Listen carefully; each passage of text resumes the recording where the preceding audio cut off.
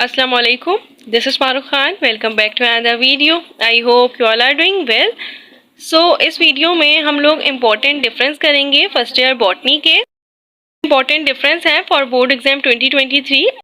अली असगर के इम्पोर्टेंट में भी यही इम्पोर्टेंट डिफरेंस थे। Decided to make a video on it.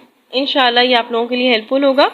Prokaryotes and eukaryotes में पहला डिफरेंस है तो प्रोकैरियोट्स वो होते हैं जिनके पास न्यूक्लियस नहीं होता, प्रिमिटिव टाइप ऑफ न्यूक्लियस होता है, फॉल्स न्यूक्लियस होता है, जबकि यूकैरियोट्स के पास टू टाइप ऑफ न्यूक्लियस होता है। इसमें जब न्यूक्लियस नहीं होता तो ये है कि इसमें न्यूक्लियर बाउंडेड ऑर्गेनील्स नहीं होते, इसमें न्यूक्लियोप्लाज्म नहीं होता, इसमें न्यूक्लियोलस एब्सेंट होता है। प्रोकैरियोट्स में ये होता है कि मेसोसोम्स प्रेजेंट होता है, जो एक मेसोसोम्स होता है जो सेल डिवीजन, रेस्पायरेशन और डीएनए रेप्लिकेशन में हेल्पफुल होता है। जबकि जब इसमें न्यूक्लियस है तो न्यूक्लियोप्लाज्म, न्यूक्लियोलस होता है, सेल ऑर्गेनील्स प्रेजेंट होते हैं। क्या होता है कि इसमें ना क्रोमोसोम्स नहीं होते, क्रोमेटिन मटेरियल नहीं होता, तो क्या होता है कि हिस्टोन प्रोटीन्स होते हैं, क्रोमोसोम्स के प्रोटीन्स। तो प्रोकैरियोट्स में वो प्रोटीन्स भी एब्सेंट होते हैं, जबकि यूकैरियोट्स में जो क्रोमेटिन मटेरियल होता है वो कंटेन करता है हिस्टोन प्रोटीन। ये हिस्टोन प्रोटीन क्रोमोसोम्स में होता है। सो ये इसके डिफरेंस होते हैं। ये 4 आपके पास इनफ होंगे। अगर आप एग्जाम्पल के साथ लिखेंगे तो वो ज़्यादा अच्छा भी हो सकता है। अब है प्रियॉन्स एंड विरियोइड्स में। सो प्रियॉन्स क्या होते हैं? प्रोटीन पार्टिकल्स हैं, जबकि विरियोइड्स इन्फेक्टियस आरएनए मॉलिक्यूल्स हैं। सबसे मेन डिफरेंस इसमें ये होता है कि प्रियॉन्स जो है वो कॉज करते हैं डिजीज़ एनिमल्स में, जबकि मेड काउ डिजीज़ वगैरह आपकी बुक में एग्जांपल भी दी हुई है, और विरियोइड्स कॉज करते हैं डिजीज़ इन प्लांट्स में। तो ये होता है इसमें मोस्टली डिफरेंस। ये होता है कि प्रियॉन्स के पास कोई डीएनए और आरएनए नहीं होता है, जब viroid simple non envelope single stranded RNA होते हैं। इसमें आपको डबल स्ट्रैंडेड की एक इंटरमीडिएट भी मिलेगी। प्रियॉन्स में कोई डीएनए और आरएनए नहीं होता है, ये प्रोटीन पार्टिकल्स होते हैं, जबकि ये इन्फेक्टियस आरएनए होते हैं विरियोइड्स। मोनोकोटिलेडन्स और डाइकोटिलेडन्स ये दोनों मोस्ट प्रोबेबली आ सकते हैं, क्योंकि मोस्टली प्रीलिम्स पेपर में आ चुके हैं।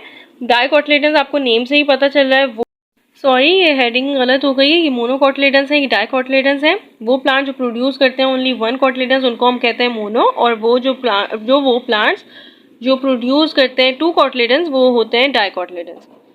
अब क्या होगा कि वीन्स पैरेलल होते हैं मोनोकोटिलेडन्स में। ये इसमें 3 होल्स होते हैं फ्लावर्स में, जबकि डॉर्सल और वेंट्रल साइड सेम होती हैं। जबकि अगर हम डाइकोटिलेडन्स की बात करें तो इसमें नेट लाइक पैटर्न होता है वीन्स का। ये मोस्टली क्या होता है कि 4 to 5 होल्स होते हैं फ्लावर्स में, जबकि डॉर्सल और वेंट्रल साइड भी डिफरेंट होती हैं।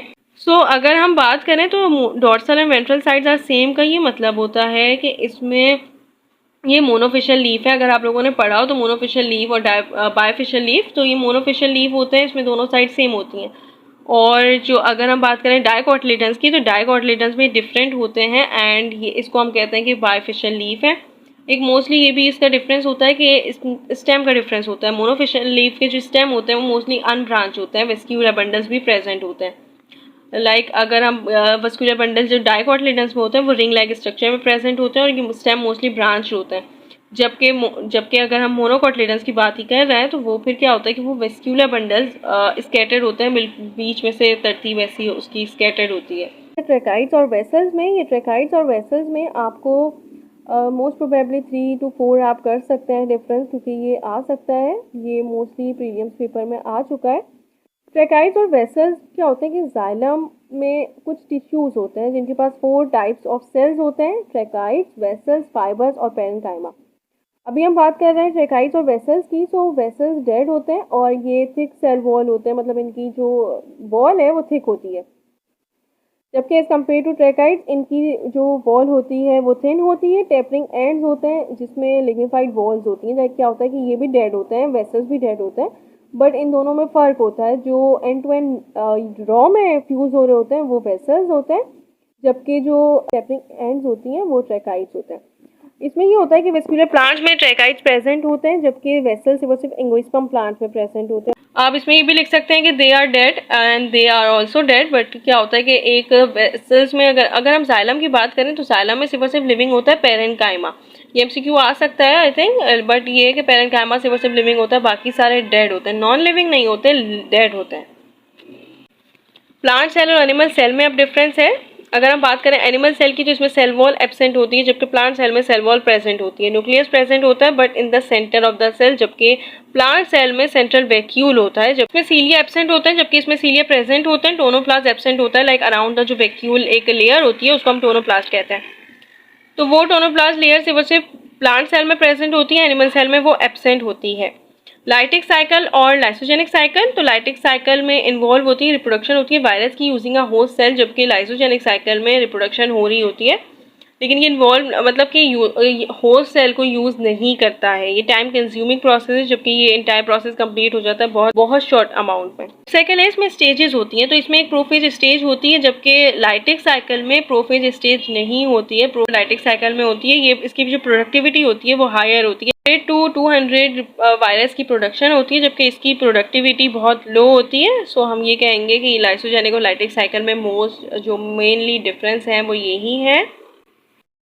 एरोबिक बैक्टीरिया और एनारोबिक बैक्टीरिया, तो एरोबिक बैक्टीरिया जैसे आपको नेम से पता चल रहा है कि एरोबिक का मतलब होता है in the presence of oxygen, और एनारोबिक होता है विदाउट ऑक्सीजन। सो वो बैक्टीरिया जो ग्रो करते हैं in the presence of oxygen उनको हम कहते हैं एरोबिक बैक्टीरिया, और वो बैक्टीरिया जो ग्रो करते हैं in the absence of oxygen उसको हम कहते हैं एनारोबिक बैक्टीरिया।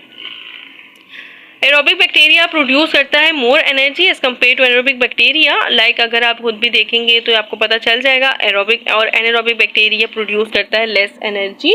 एनारोबिक में ये होता है कि इसमें अल्कोहल और लैक्टिक एसिड बनता है, एनिमल्स में यीस्ट वगैरह में तो ये होता है, जबकि एरोबिक बैक्टीरिया में ज़्यादा ग्लूकोज वगैरह बनता है, तो वो ये होता है कि प्रोड्यूस करता है मोर एनर्जी। इलेक्ट्रोबिक ये फाइनल इलेक्ट्रॉन एक्सेप्टर जो होता है वो मॉलिक्यूलर ऑक्सीजन होता है एरोबिक बैक्टीरिया में, जबकि इसमें फेरिक सल्फर या कार्बन डाइऑक्साइड होता है फाइनल इलेक्ट्रॉन एक्सेप्टर, क्योंकि इसमें ऑक्सीजन तो होती नहीं है। सो ये इसके मोस्टली डिफरेंस है, ये इसकी मोस्ट इंपॉर्टेंट डिफरेंस है। आई होप ये आप लोगों के लिए हेल्पफुल होगा। इंशाल्लाह नेक्स्ट वीडियो में हम लोग डॉक्टर अली असगर के फर्स्ट ईयर बॉटनी के इंपॉर्टेंट क्वेश्चन का पार्ट 3 करेंगे। हमारा पार्ट 1 और पार्ट 2 अपलोड हो चुका है। All the best to all of you. Allah हाफिज़।